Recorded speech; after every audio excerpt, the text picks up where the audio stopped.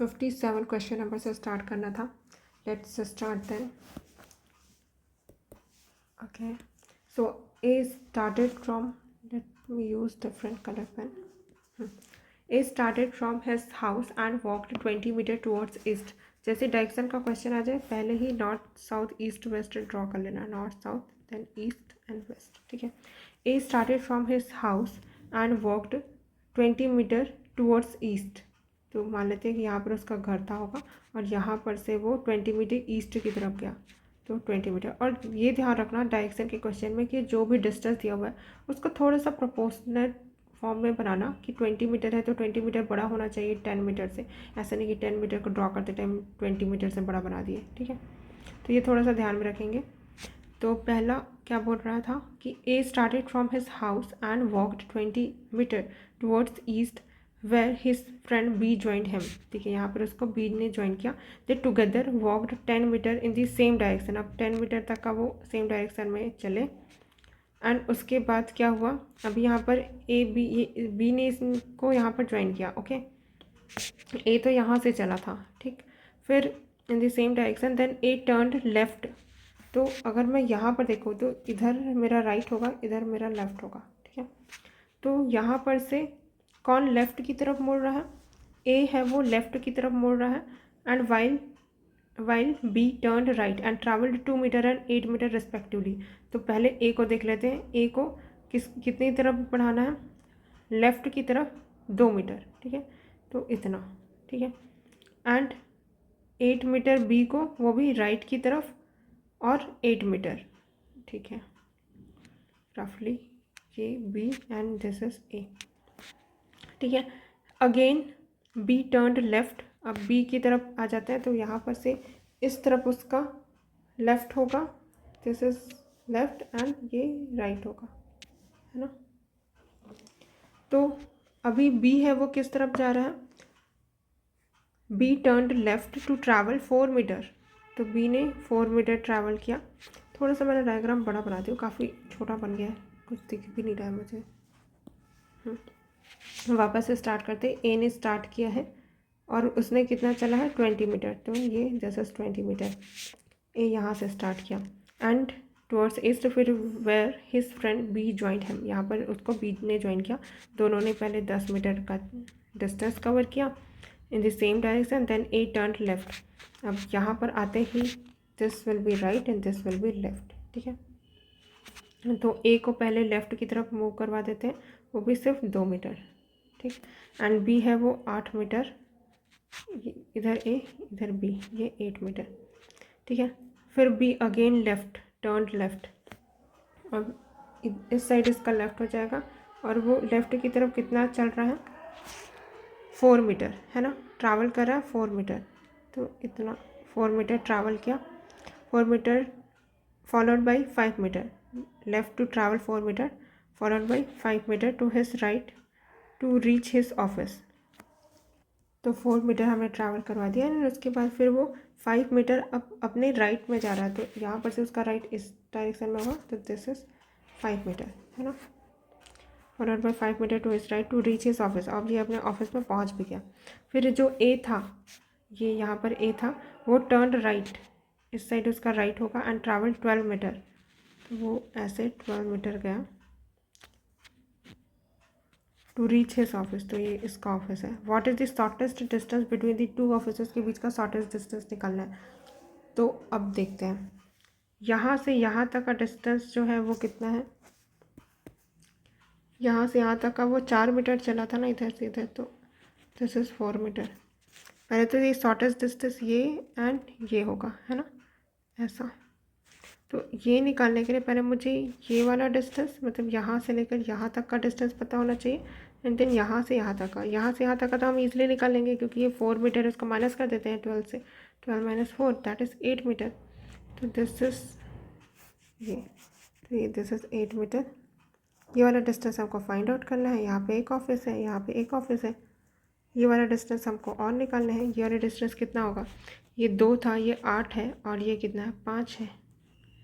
ठीक है. तो 2 8 10 और ये 5 15. तो ये डिस्टेंस निकल जाएगा पाइथागोरस से. 15 का स्क्वायर प्लस 8 का square this is 225, this is 64, 5 4 9 6 7 8 and this is 2। ये किसका स्क्वायर है? आई गेस ये 17 का है। एक बार चेक कर लेते हैं। 7 7 49, 14 7 14 8 2 289, दिस इज 17 मीटर। ठीक है, फिर नेक्स्ट क्वेश्चन देख लेते हैं। Consider two statements, statement 1 and statement 2 followed by a question. तो जैसे हम इसको सॉल्व करते हैं वैसे करेंगे। क्या बोल रहा है? पहले क्वेश्चन हम इसमें रीड करते हैं। इस P Q N odd integer, हमको इसमें बताना है कि पी क्यू क्या ऑड है या नहीं है। ठीक है, ऑड इंटीजर बोला है तो ये इसका एक डिफाइनाइट आंसर होना चाहिए कि yes P Q is odd integer, या तो नो कि नहीं P and Q odd integer हो ही नहीं सकते। ठीक है, तो जिस भी स्टेटमेंट से हमको ये डेफिनेटिव आंसर मिल जाएगा, कोई एक आंसर होना चाहिए। ये नहीं कि पी क्यू ऑड भी आ रहा है इवन भी आ रहा है, ये नहीं, एक डेफिनेटिव आंसर होना चाहिए अपने पास। तो पहला जो स्टेटमेंट बोल रहा है P and Q both are prime number, P and Q both prime number है बोल रहा है। ठीक है, प्राइम नंबर कहाँ से स्टार्ट होता है? 2 से 3 से, 2 3 होता है, देन 5 7 9 तो नहीं होता, and so on. Right, Q को भी मैं 2 3 5 7 ये ले सकती हूँ। तो अब मैं एक बार चेक कर लेती हूँ। ठीक है, पी क्यू को मल्टीप्लाई करती हूँ 2 इंटू 2, ये तो 4 आ गया। ठीक है, अब एक और एक इवन ले लेती हूँ, 3 इंटू 2 तो क्या आ जाएगा? 3 दूनी 6, अगेन इवन आ गया। एक बार भी मैं ऑड लेके आना चाह रही हूँ। ठीक है, तो 7 7 और 3, 7 4 7 21, ये 7 लिया, ये 3 लिया। ठीक है, तो देखो ये ऑड आ गया, ये इवन था, ये इवन था। तो मैं क्या डेफिनेटिवली बोल पाई कि पी एंड क्यू है वो ऑड है या इवन है? नहीं, कभी वो ऑड आ रहा है, कभी इवन आ रहा है। तो स्टेटमेंट 1 अराउंड सफिशिएंट नहीं है। पहले तो ये कर गया। ठीक है, अब स्टेटमेंट 2 पे आते हैं। इसने क्या बोला कि P and Q odd integer है, P plus Q odd integer. अब इसका मतलब क्या है? अब इसके लिए हमको जो रूल हम पढ़ते हैं ना ऑड इवन का, उन पे जो मैथमेटिकल ऑपरेशन लगाते हैं वो रूल पता होना चाहिए, उससे ईजिली सॉल्व होगा। Otherwise you have to so many hit and trial, तभी पता चलेगा, टाइम वेस्ट ज़्यादा होगा। और वैसे भी क्योंकि ये पैटर्न बहुत रिपीट होता है यूपीएससी में, तो बेटर है कि हम ये जो ट्रिक है उसको याद ही कर लेते हैं। ठीक है, तो मैंने और सॉर्ट करके इस ट्रिक को बनाया है, जहाँ पर मैं क्या करती हूँ कि ऑड कब आएगा ये चीज़ याद रखती हूँ। तो ऑड कब आएगा? जब ऑड प्लस माइनस इवन होगा तब ऑड आएगा। ठीक है, और कोई कंडीशन नहीं है जिसमें प्लस माइनस करूँ मैं और ऑड आए। ठीक है, ऑड एंड इवन नंबर का प्लस या फिर मतलब एडिशन या सब्सट्रैक्शन में ही ऑड आएगा। और ऑड मल्टीप्लाई में तभी आएगा जब दोनों ऑड होगा, डिवाइड में तभी आएगा जब दोनों ऑड होगा। और एक कंडीशन और है, जब क्या होगा? इवन डिवाइडेड बाय इवन होगा। तब इस केस में ऑड और इवन दोनों ही आ सकता है, बट ऑड तो आया ना, तो दिस इज द कंडीशन जब ऑड आएगा। और बाकी सारे कंडीशन में सिर्फ और सिर्फ इवन ही आता है। ठीक है, अब ये याद रखने के बाद अब हम देखते हैं कि अगर पी एंड क्यू को ऑड होना है, ठीक है, ये स्टेटमेंट तो ट्रू है, तो पी एंड क्यू को ऑड होने के लिए कब हो सकता है पी एंड क्यू ऑड? वो भी ऐड के लिए बोला है, तो ऐड तो करने पे सिर्फ एक ही कंडीशन है जब वो ऑड आ सकता है, जब एक ऑड होगा और एक इवन होगा। इसका मतलब कि क्या कि पी है, मतलब कि मान लेते हैं कि पी ही ऑड है, तो कोई ना एक नंबर, या तो पी या तो क्यू, दोनों में से कोई एक ऑड है और एक इवन होगा, तभी ही ऑड आ सकता है। अगर इसके अलावा कोई भी कंडीशन नहीं है, तो ये तो हमको पता चल गया कि ऑड एंड इवन नंबर है। तो इसके बेसिस पे मैं क्या ये बता सकती हूँ कि P and Q odd integer होगा या नहीं? तो मल्टीप्लाई वाला, ये पी एंड क्यू तो मल्टीप्लाई है ना, तो मल्टीप्लाई में सिर्फ एक ही कंडीशन है ऑड आने का, इसके अलावा कोई कंडीशन नहीं है। और वो एक कंडीशन ये है कि ऑड एंड ऑड मल्टीप्लाई होगा तभी ही होगा। बट स्टेटमेंट 2 में बोला कि एक नंबर तो इवन है ही। ठीक है, तो जैसे एक नंबर इवन होगा तो आंसर इवन ही आ जाएगा। तो यहाँ पर हम डेफिनेटिवली ये चीज़ बोल सकते हैं कि पी एंड क्यू कभी भी ऑड नंबर नहीं आएगा, अगर एक भी नंबर इवन है तो, है ना, वो इवन ही आएगा। ठीक है, तो अगर ऑड ही नंबर आना होगा तो दोनों को ऑड होना होगा, अगर जब भी ऑड के साथ इवन का मल्टीप्लाई होगा तो इवन ही आएगा। ठीक है, तो ये मैं डेफिनेटिवली स्टेटमेंट 2 के बेसिस पे ये बोल सकती हूँ कि P and Q is equals to not odd, बल्कि वो इवन होगा। ठीक है, P and Q multiply odd integer नहीं होगा, तो statement 2 alone is sufficient to answer the question, तो this is the correct answer. ठीक है, ये वाला याद रहेगा क्योंकि इसी के बेसिस पे मैंने कितने जल्दी सॉल्व किया है। बट यही चीज़ अगर आप ट्रायल एंड एरर करते रहोगे तो बस नंबर पुट करते रहोगे, एक बार डिससेटिस्फाई हो गया, क्या पता एक भी केस मिस हो गया, तो you will land up in the wrong option, right. So better है ये कर लो। देन नेक्स्ट थोड़ा क्लीन अप कर लेते हैं। जितने भी मैंने मेथड से सॉल्व किया है वो मैं सबका शॉर्टेस्ट मेथड ही यूज़ की हूँ, मतलब जितने भी मैंने यूट्यूब में लेक्चर देखे जहाँ पर से भी मुझे आंसर मिला या फिर सॉल्यूशन मिला, या तो वो उनमें से शॉर्टेस्ट है या फिर मेरा खुद का मेथड मैंने खुद से डेवलप किया कि हाँ ये इससे सबसे ईजिली सॉल्व हो रहा है और सबसे कम टाइम में सॉल्व हो रहा है। ठीक है, then now coming to next question, which year has the same calendar as that of 2009। तो ये भी एक यूपीएससी का रिपीटेड पैटर्न है, एक मैंने बताया था ट्रू कैलेंडर वाला, एंड सिमिलरली ये भी कि कौन सा है वो सेम कैलेंडर होगा 2009 का। इसमें क्या करते हैं हम लोग, लीप ईयर चेक करते हैं, और इसमें भी अगेन फार्मूला है जिसमें हमको क्या करना रहता है कि अगर वो लीप ईयर हुआ तो उसमें you have to add in that year +28, right. और अगर लीप ईयर +1 हो गया तो you have to add 6, leap year +2 और लीप ईयर +3 हुआ तो यू हैव टू ऐड 11। तो ये याद रहेगा। अब सॉल्व कर लेते हैं।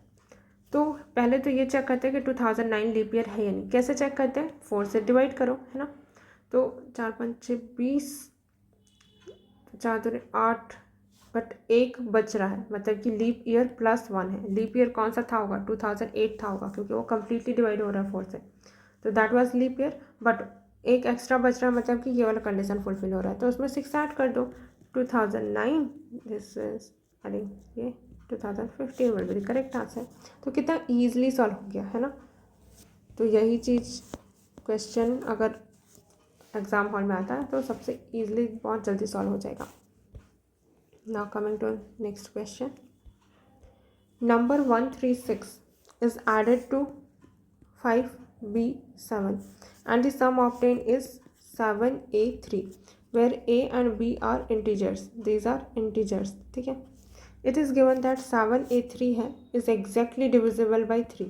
ठीक, only possible value of B का पॉसिबल वैल्यू क्या हो सकता है, 2 5 7 8। ठीक है, तो अब जब हमको बी की वैल्यू पुट करनी होगी, हम कुछ भी रैंडमली कोई नंबर नहीं रखेंगे 1 से या 0 से, हमारे पास ऑप्शंस है ना, तो हम यही पुट करेंगे। और क्या, सबसे पहले तो ये देख लेते हैं कि 6 + 7 = 3 क्या पॉसिबल है, नहीं ना, जब तक कि 6 + 7 या तो 13 ही हुआ होगा, है ना, तो यहाँ पर हासिल हुआ होगा कैरी ओवर, राइट। तो ये हो गया। अब दूसरे इक्वेशन में क्या बना सकती हूँ, 3 + 1 + b = a, है ना। और यहाँ पर हमको ये देखने के बाद पता चल रहा है 1 + 5 = 7 तभी आ सकता है जब यहाँ पर कैरी ओवर था होगा 5 6 7। ठीक है, तो ये इधर से पता चल गया, मतलब a है वो 10 + a होगा, है ना। तो a कोई सिंगल डिजिट होगा, क्योंकि a एंड b तो इंटीजर्स है ना, सिंगल डिजिट वाले, तो एक कोई ऐसा डिजिट होगा और उसमें 10 ऐसा कुछ ऐड हुआ होगा, राइट। तो अभी तो ये वाला अपने लिए काम का नहीं है, हमको इतने से ही काम बन जाएगा। कैसे, डिविजिबिलिटी बाय 3 का रूल क्या बोलता है कि sum of the digits divided by 3 होना चाहिए। तो अगर मैं सम करूँ डिजिट्स का तो 10 + a / 3। अब मैं वैल्यू पुट करती हूँ a का 0 से। क्यों 0 से पुट कर रही हूँ, क्योंकि 0 भी एक वैल्यू हो सकती है और क्या पता वैल्यू आ जाए। बट क्यों मैं ऑप्शन नहीं रख रही हूँ, क्योंकि ये वैल्यू है b की, मुझे चाहिए अभी वैल्यू a की। तो अगर मैं 0 रखूँ तो क्या हो जाएगा, 10/3, ये तो डिविजिबल नहीं है। तो 1, फिर a की वैल्यू पे और 1 रख के देखती हूँ तो 11 से तो नहीं होगा। 2 रखो तो 3 चौक 12, यस, तो 2 वैल्यू सेटिस्फाई कर रहा है। आई मीन अगर a की वैल्यू 2 रखती हूँ तो हाँ डिवाइड हो जाएगा। 3 रखो तो नहीं, 4 नहीं, 5 हाँ 5 पे भी सेटिस्फाई कर रहा है। 6 तो नहीं, 7 नहीं, 8 3 6 18, यस। 9 नहीं, तो 3 वैल्यू पॉसिबिलिटी है, 2 5 8। अब बस मैं a की वैल्यू यहाँ पे रख के देखते जाऊँगी। ठीक है, तो यहाँ पर a की जगह पे या तो 2 आना चाहिए, या तो 5 या तो 8। ठीक है, अब b की वैल्यू मेरे पास इतने सारे ऑप्शन है, 2 रखती हूँ। ठीक है, पहले यहाँ पे 2 रखती हूँ, तो 2 रखूँगी तो 3 4 5 6, कुछ आया क्या, नहीं आया, हटाओ इसको। 5 रखती हूँ अब मैं, 5 6 7 8 9, कुछ आया क्या, नहीं आया, हटाओ इसको, 7 रखते हैं, तो 7 रखो तो 7 8 9 10 11, कुछ आया क्या, नहीं आया। अब 8 8 तो सेटिस्फाई करना ही पड़ेगा, 8 9 10 11 12, तो 2 हासिल है 1, यस। तो 8 इज़ द करेक्ट आंसर, ठीक है। तो कितने ईजिली हमने सॉल्व कर लिया। अब इसी को जब अब बाकी जो एक्सप्लेनेशन मैंने जो यूट्यूब वगैरह पे देखा था, उन लोगों ने बहुत ज़्यादा कॉम्प्लिकेट कर दिया था चीज़ों को, इतना ज़्यादा कॉम्प्लिकेटेड था नहीं ये, ठीक है। देन नेक्स्ट, हाँ, if every alternative letter of the English alphabet from B onwards including B is written in the lower case, okay, small letters, and the remaining letters are capitalized, इसका pink नहीं blue करते हैं, I just love blue, okay, so if every alternative letter of the English alphabet from B onwards including B is written in the lower case small letters and the remaining letters are capitalized, then how is the first month of the second half of the year written? तो first month of the second half of the year क्या होगा, first month of the second half मतलब कि देखो 12 का रहता है, छठवां वाला महीना क्या होता है, जून, और सेकेंड हाफ में स्टार्ट होने वाला मंथ कौन सा है, जुलाई, तो first month of second half that is जुलाई, ठीक है। उसकी बात कर रहे हैं, तो जुलाई को कैसे लिखेंगे बोल रहा, अगर if every alphabet letter of the English alphabet from B onwards, तो A B C D E F G H I J K L M N O P Q R S T U V W X Y Z।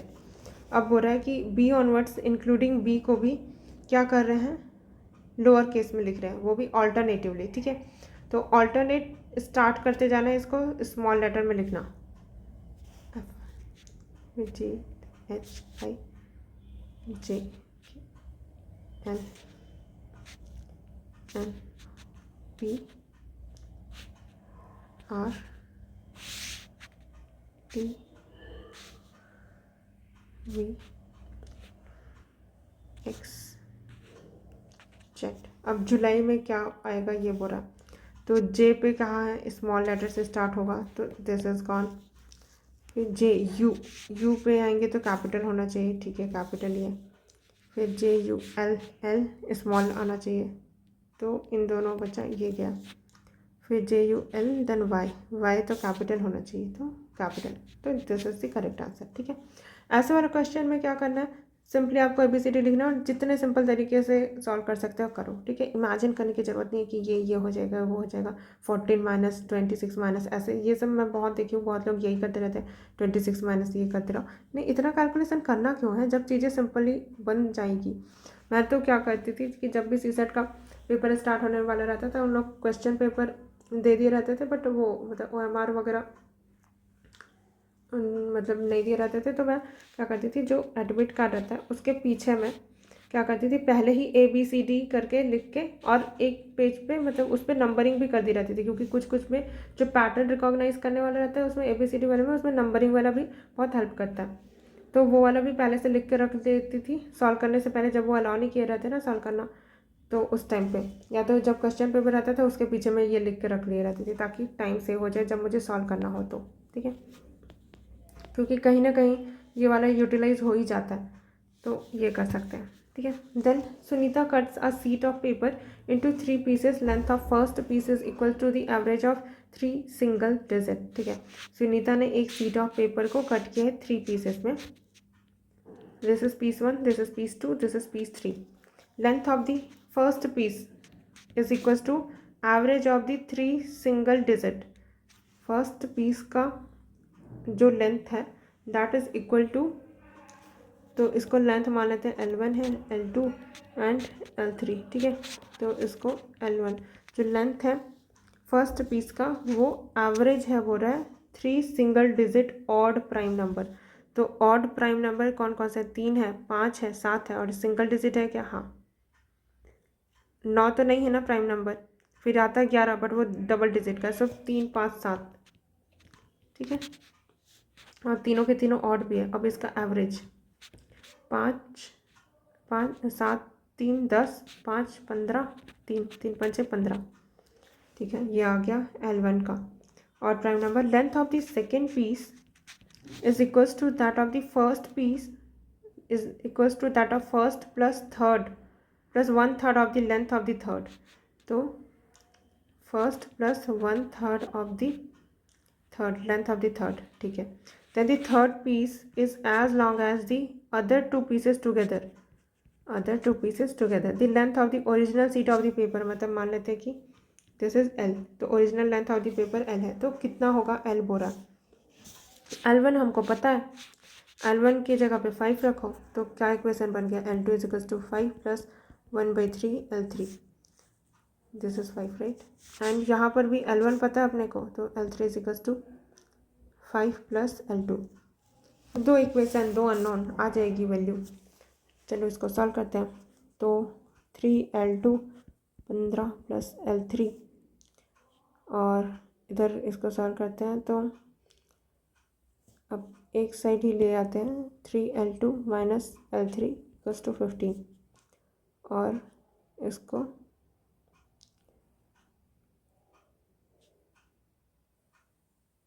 L2 minus L3 minus 5, ठीक है. अब ये तो सीधा हम add कर लेते हैं, माइनस कर लेते हैं, ठीक है. माइनस करेंगे तो ये प्लस हो जाएगा, this will B also plus. ये 20 ये कैंसिल आउट हो जाएगा, और ये 2L2, तो L2 की वैल्यू आई 10. L1 की वैल्यू हमको ऑलरेडी पता है 5. अब L3 की वैल्यू बस और निकालनी है, तो L3 is equals to 5 plus L2 is 10, तो this will be 15. L3 is equals to 15. हमको क्वेश्चन में बोला कि ओरिजिनल लेंथ L, तो 15, 5, 20 and 10, 30. This is the correct answer. फिर आगे बढ़ते हैं, बट इससे पहले थोड़ा क्लीन अप कर लेते हैं. Next question, what is the question is saying, in this sequence 1 5 7 3 whatever, ठीक है, how many such 5s are there which are not immediately preceded by 3 but are immediately followed by 7. बोल रहा है कि इनमें से यहाँ पर कितने 5 ऐसे हैं जो कि इमीडिएटली प्रेसिड नहीं किया जा रहा है 3 के द्वारा, but are immediately followed by 7. तो ये कंडीशन हुआ तो हम लोग उस 5 को काउंट करेंगे, ये कंडीशन हुआ तो नहीं करेंगे, ठीक है.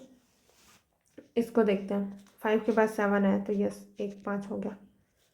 इस 5 को काउंट करने से पहले यहाँ पे 3 है, तो इसको हम काउंट नहीं करेंगे, ठीक है. बट इस 5 के पीछे में 7 है ना, तो ये ऐसे तो काउंट नहीं होगा, आई मीन ऐसे काउंट नहीं होगा, लेकिन ऐसे ज़रूर काउंट होगा, ठीक है. फिर इसके अगेन आगे में ये है, तो ये वाला काउंट नहीं होगा, बट ऐसे तो काउंट होगा. तो 1 2 3 बस. नहीं, जो 7 पीछे में भी है ना, तो उसको काउंट नहीं ही करेंगे, अदरवाइज़ तो फिर फ़ायदा है क्या ये वाला कंडीशन देने का, क्योंकि वो तो 5 फिर हर बार ही काउंट हो जाएगा.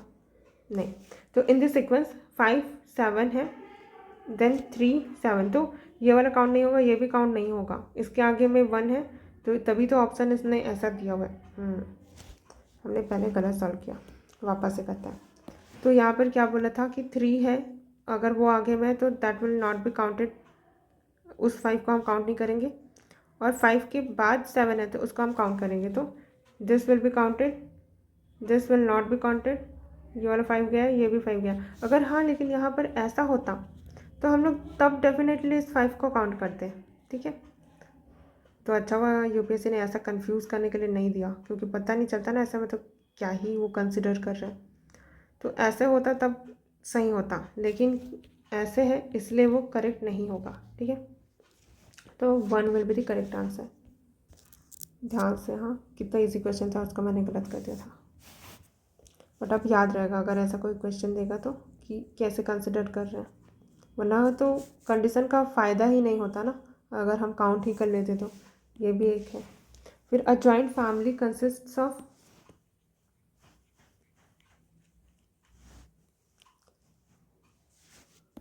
ठीक है, a joint family consist of 7 members A B C D E F G with 3 females.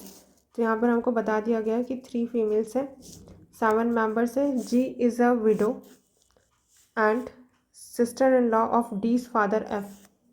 तो जो G है is a widow and sister in law, G है वो सिस्टर इन लॉ है किसकी, sister in law of D's father. तो यहाँ पर कैसा होगा कि पहले यही वाला ड्रॉ कर लेते हैं कि sister in law of D's father F, D है कहीं पे, उसके फादर है एफ, तो ये फादर है, ठीक है।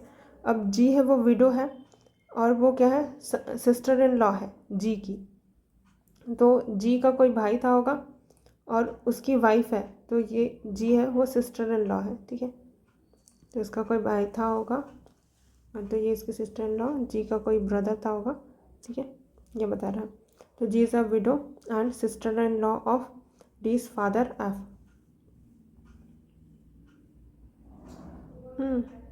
जी is a sister in law of. तो इतना कॉम्प्लिकेशन होता है। ऐसे वाले क्वेश्चन में ना हिंदी ट्रांसलेशन से ना सॉल्व करना ज़्यादा इजी रहता है, इस वाले में तो नहीं है। बट अगर एग्ज़ाम हॉल में अगर ये सॉल्व करना होगा ना, तो ट्राई करना कि हिंदी वाला जो स्टेटमेंट है उसमें उतना कन्फ्यूज़न नहीं रहता। यहाँ पर ना क्या बोल रहा है कि जी है वो विडो है, ठीक है, चल के जी है वो विडो है एंड वो सिस्टर इन लॉ है of D's father F, D का जो फादर है एफ उसकी सिस्टर इन लॉ है, सिस्टर इन लॉ, ठीक है, ये डी का फादर, ठीक है। फिर B and D are siblings, B and D इन दोनों सिबलिंग्स है, and A is daughter of B, A is daughter of B, ठीक है, and C is cousin of B, C cousin है बी का। हु इज़ ई, ई कौन है ये पूछ रहा है, ओके। यहाँ पर से हमको ये चीज़ बताया था कि फ़ीमेल कितनी है, 3 है। एक फ़ीमेल तो जी ही हो गई क्योंकि सिस्टर इन लॉ है, दूसरा कौन है, ए है क्योंकि वो डॉटर है तो लड़की होगी। अब एक बचा होगा, अब ये फादर है तो उसकी कोई ना कोई वाइफ होगी, है ना, तो वो मदर होगी, और वही क्या होगी, तीसरी फीमेल होगी। अब यहाँ पे बोल रहा है कि हु इज़ ई, ई कौन है, वाइफ ऑफ एफ। अगर मैं यहाँ पे ई को डालूँ, फीमेल के लिए सेटिस्फाई हो रहा है क्या, हाँ हो तो रहा है, एक फीमेल तो चाहिए थी। तो अब उसके बाद कुछ और रिलेशन में चेंज तो नहीं आ रहा, सही है, हो सकता है। तो ई है वो वाइफ हो सकती है क्या एफ की, तो हाँ पॉसिबिलिटी तो है। ग्रैंड मदर ऑफ ए, अगर यहाँ पे ई को कहीं पे मैं रखूँ और वो ग्रैंड मदर बनाना है मुझे, तो ये डॉटर है, ठीक है, इसकी अब मदर है या फादर है नहीं पता, है ना, और इन दोनों सिबलिंग है, मतलब कि इनका इससे सेम रिलेशन होगा, तो फिर ये उसकी मदर तो होगी, बट ये नहीं बोल सकते कि लड़का है कि लड़की है ना, उसके बेसिस पे डिसाइड होगा ना कि वो फादर के साइड से या मदर के साइड से ग्रैंड मदर होंगे या फिर जो मैटरनल ग्रैंड मदर होंगे, हम बोल नहीं सकते, है ना। तो अभी यहाँ पर क्लैरिटी नहीं है। नहीं, ग्रैंड मदर मैटरनल वाला तो नहीं होगा क्योंकि बी का जेंडर तो डिपेंड ही नहीं कर रहा है ना इसके लिए। अगर सिर्फ ई को देखो तो इसका तो फीमेल होना ही पड़ेगा, ये बात तो तय है। और अगर ये फीमेल है तो इसके अगर पापा हुए, चलो मान लेते हैं कि अगर ये उसके पापा हुए, तो उसके पापा की मम्मी को भी तो ये ग्रैंड मदर बोलेगा, है ना, ठीक है, जो भी ये डॉटर है वो ग्रैंड मदर बोलेगी। और मान लेते हैं कि अगर ये मदर हुई, ठीक है, तो मम्मी के साइड से भी तो वो ग्रैंड मदर ही बोलेंगे ना, मैटरनल ग्रैंड मदर करके तो यूपीएससी ने कभी ऑप्शन दिया नहीं है, तो पता नहीं, क्योंकि कहीं कहीं पे क्या होता है रिलेशन में ग्रैंड मदर ही बोलते हैं दोनों, मतलब कि दादा को भी एंड मतलब दादी को भी और नानी को भी। तो आई गेस ग्रैंड मदर ये नानी को ही कंसिडर कर रहे होंगे या दादी को भी कंसिडर कर रहे होंगे, तो अभी चलो सही मान के चलते हैं। फिर आंट ऑफ सी, सी की आंट, सी की आंट कौन, ई है वो सी की आंट होगी, तो ये कज़िन है, मतलब कि इसका सेम रिलेशन होगा, और ये इसके साइड से क्या बोलेगा, चाची, ऐसा कुछ होगा, है ना। हाँ तो सही तो है, ये भी सही है, तो तीनों ही सही होंगे। तो ये चीज़ ना अब चेक करना पड़ेगा कि ना मैटरनल वाला कभी भी यूपीएससी ने ऑप्शन नहीं दिया हुआ है, मतलब कि वो कंसिडर यही करें कि रिलेशन में ग्रैंड मदर है, मतलब नानी और दादी के लिए दोनों के लिए सेम वर्ड ही यूज़ करते हैं वो, ग्रैंड मदर, ठीक है। तो ये भी इसके कारण कन्फ्यूज़न हो सकता है, लेकिन याद रखना अब ये चीज़। मैं तो ऐसे वाला क्वेश्चन रिलेशन वाले को, क्योंकि बहुत ज़्यादा टाइम टेकिंग हो जाता है ऐसा वाला जिसमें बहुत ज़्यादा एक्सप्लेन किया रहता है, तो मैं इसको अवॉइड करती हूँ क्योंकि बहुत सोचना पड़ता है। each face of a cube can be painted in black or white colors. In how many different ways can the cube be painted? कितने तरीके से क्यूब है उसको हम पेंट कर सकते हैं. तो each face of the cube is painted in black, या तो ब्लैक या तो वाइट कलर में. तो टोटल कितने फेसेस होते हैं? 1 2 3 4 5 6 6 होते हैं. एक बार सारे को ब्लैक कर दो, दूसरा जब सारे को वाइट कर दो, तीसरा जब एक ब्लैक 5 वाइट, चौथा एक वाइट 5 ब्लैक, पांचवा जब 3 ब्लैक 3 वाइट. अब इसमें ये कंडीशन होता है कि आप ब्लैक को एडजेसेंट फेसेस पे कर दिए, फिर अपोजिट, तो दो तरीके से ये चीज़ हो सकती है. फिर और क्या केस है? और कोई केस है क्या?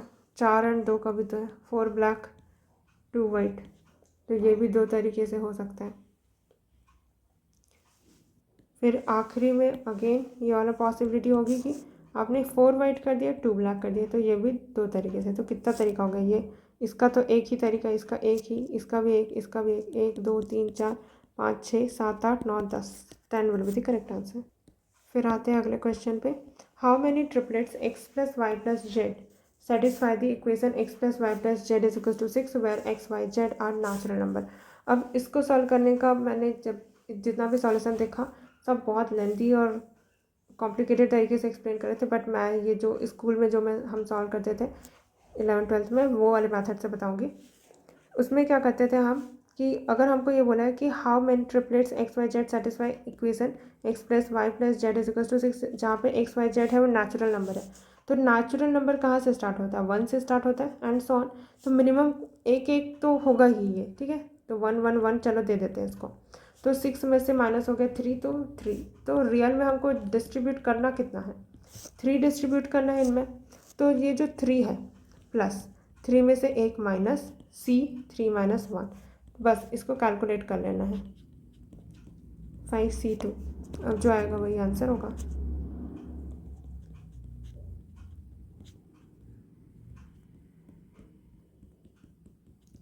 Ten will be the correct answer. ठीक है. देन इफ ये dollar means divided by, dollar का मतलब है divided by, at the rate means multiply, and hashtag means minus, then the value of 10, hashtag मतलब माइनस 5, एट द रेट मतलब multiply 1, dollar मतलब कि डिवाइड 5. तो इसको हमको पता है बॉड मास, पहले बॉर्डर, फिर जो भी पावर वाला है order, then divide, multiply, addition, subtraction. तो पहले डिवाइड कर लेते हैं. 10 माइनस 5 मल्टीप्लाइड बाई 1/5. फिर डिवाइड के बाद मल्टीप्लाई, तो मल्टीप्लाई वाला तो पहले से ही, तो 5 ये क्या 1 नहीं. This is the correct answer. फिर N digit number, N 8 digit number जैसे लिव्स रिमाइंडर 0 छोड़ रहा है जब डिवाइड किया जा रहा है 3 से. How many values of B are possible? B की कितनी वैल्यूज पॉसिबल है? डिविजिबिलिटी बाई 3 पता है ना, सारे डिजिट्स को ऐड कर देते हैं. तो ऐड करते हैं, चलो 6 4 10, 10 के बाद फिर ये 7 17 18 19, फिर 20 21, 21 और 9 30, 30 प्लस 20/3. ठीक है. अब फिर देख लेते हैं बी की वैल्यू. 0 से रखना स्टार्ट करना, ठीक है. 0 को भूलना नहीं, 0 को रखना ही है. तो रिमाइंडर 0 आना है, तो 0 रखूँ मैं तो हाँ 30 डिवाइड हो जाएगा, तो 0 तो सही है. 1 रखो तो 31 से 3 तो नहीं होगा डिवाइड. 2 रखो तो नहीं होगा. 3 रखो तो हाँ हो जाएगा, 33 हो जाएगा ना, क्योंकि फिर 4 रखो तो नहीं, 5 रखो तो नहीं, 6 रखो तो यस, 7 रखो तो नहीं, 8 नहीं, 9 रखो तो 3 6 3 9 यस. तो बस इतना ही पॉसिबिलिटी है. 0 3 6 9 3 4. तो कितनी पॉसिबल वैल्यूज है? 4 है ना. अगर आप 0 काउंट नहीं करोगे तो देखो आंसर 3 यहाँ पे रखा हुआ है, तो फिर गलत मार्क करके जाओगे. इसलिए जब भी आप नंबर पुट करते हो डिजिट्स में तो 0 से ही स्टार्ट करना. फिर आगे बढ़ते हैं.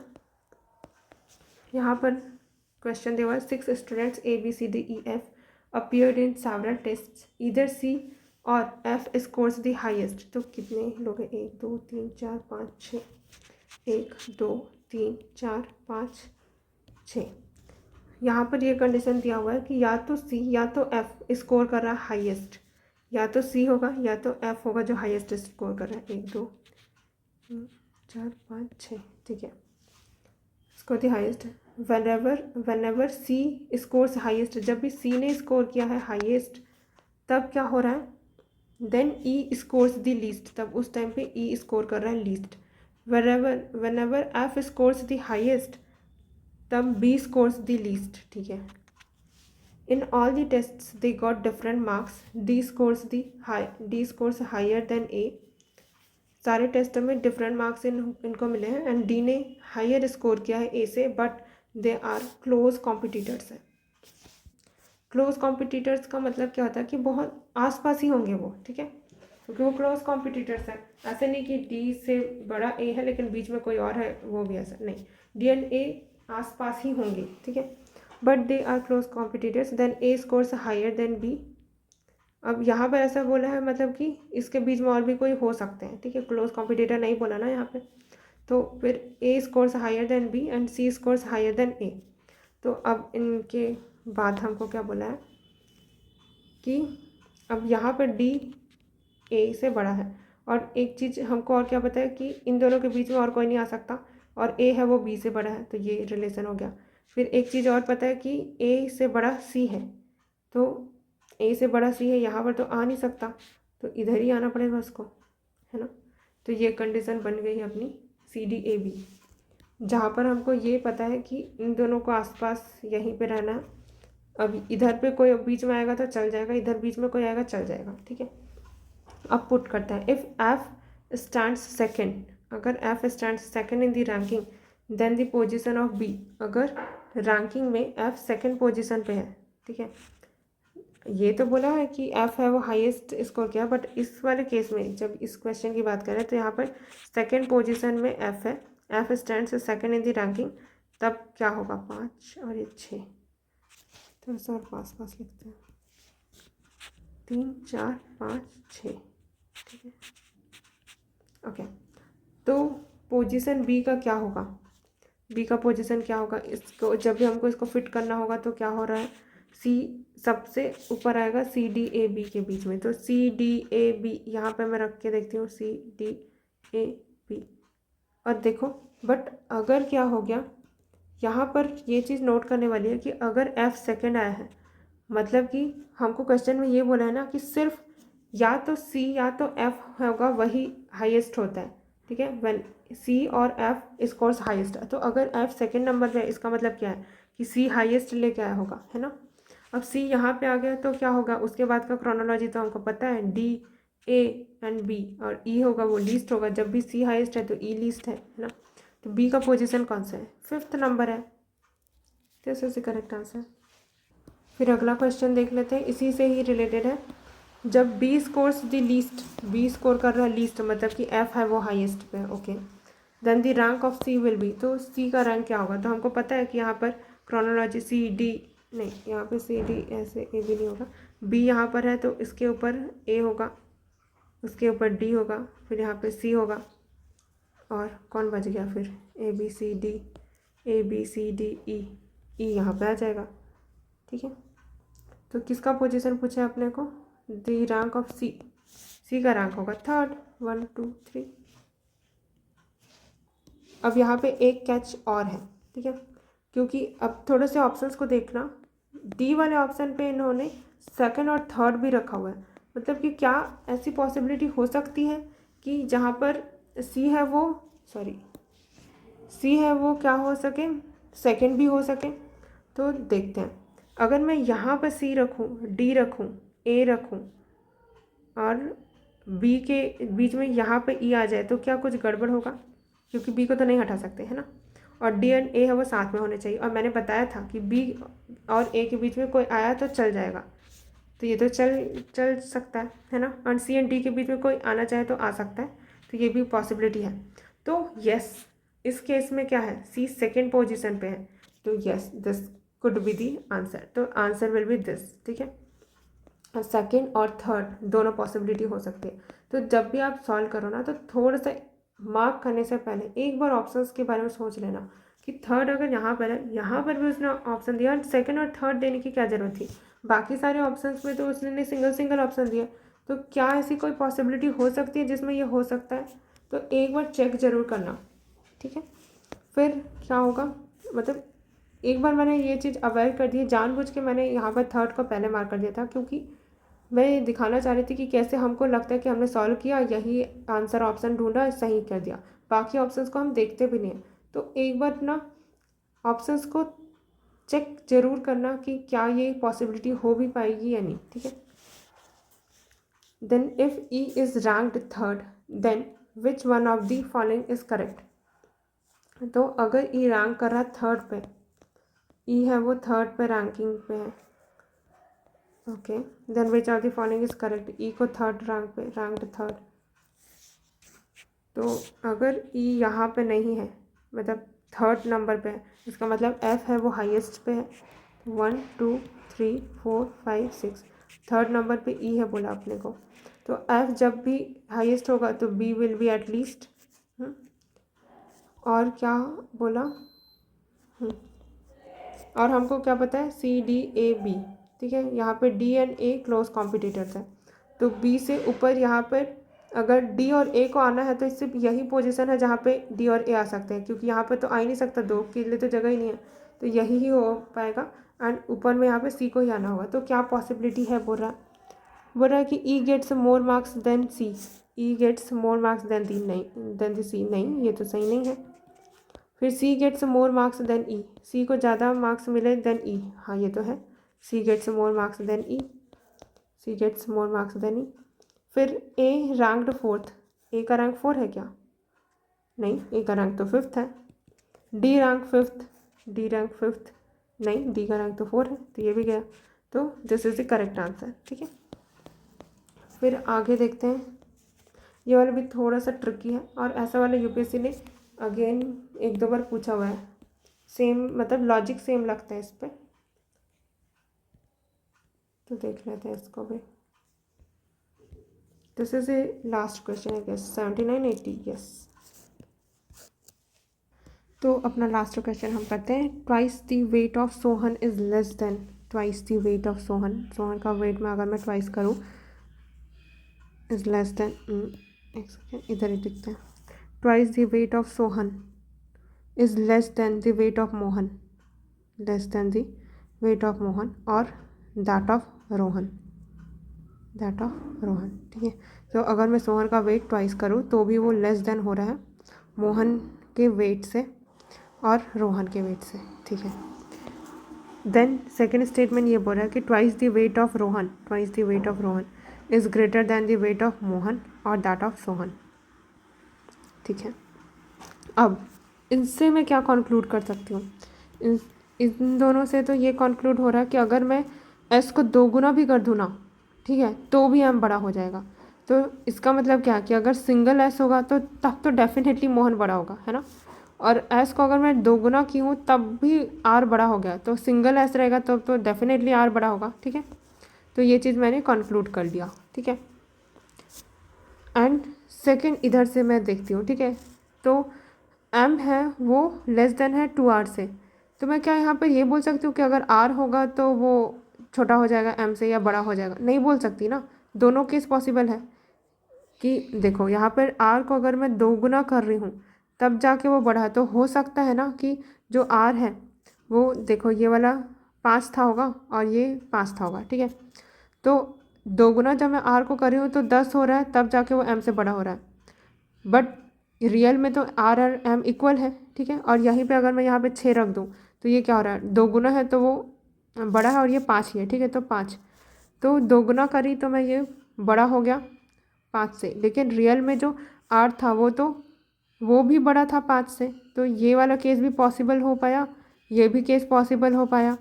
और एक केस ये लेती हूँ मैं कि एम है वो क्या है 5 ही है, बट आर है वो 2 है, मतलब 3 है चलो, और ये 2 है, तो ये 2 गुना हुआ तो 6 था, तब तो चलो बड़ा था, बट रियल में जो आर था वो 3 था और ये 5 था, तो ये था, तो एम बड़ा था आर से। तो इधर तो तीनों है केस पॉसिबल है, मैं कुछ कंक्लूड नहीं कर पा रही हूँ, है ना।